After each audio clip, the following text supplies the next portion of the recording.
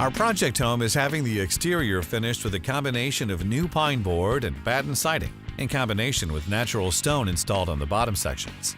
The homeowner selected this particular stone from a quarry in Owen Sound, Ontario. For this project, the single brick veneer was removed from the wall to expose the bare wood sheeting on the wall beneath. A breathable waterproofing membrane was adhered to the wood wall to perform as a vapor retarder and supply a water-resistant barrier for this area of the wall. The existing concrete footings for the house serves as the foundation point for our exterior stone wall. Base stones are set in a bed of mortar. Each stone is selected and arranged to fit in a sample pattern prior to the actual installation of the stone on the wall surface. Specific pieces are cut to fit in union with mating stones. Such work requires an experienced eye to create uniformity in the courses.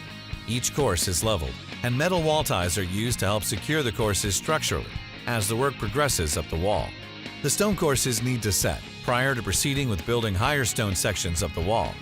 After stones are mortared in place, joints between the stones are tooled to ensure proper compaction of the mortar itself and to create a neat appearance in the joints.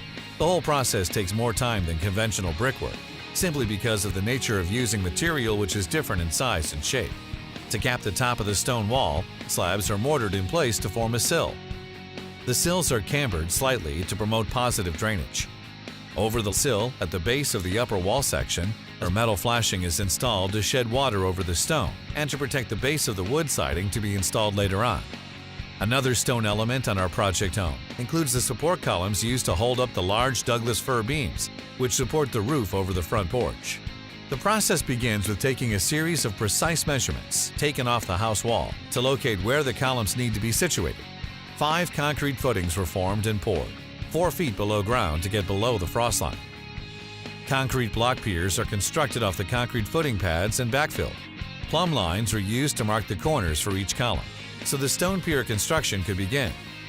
In a similar process to our wall construction, the stone columns were built to exacting heights, which are necessary to support the fir posts leading up from the columns to the large wood support beams. Although sounding simple in process, a great deal of time is spent to check and recheck measurements and levels in order to achieve a uniform position of the columns. Slabs, tooled along the edges, are mortared onto the stone columns to finish the process. Special metal L-brackets are secured into the slab and are secured to the wooden posts, rising up to the structural wood beam. A shoe molding is installed at the base of the post to provide the finishing touch to the job. Stay tuned for future episodes from our project home.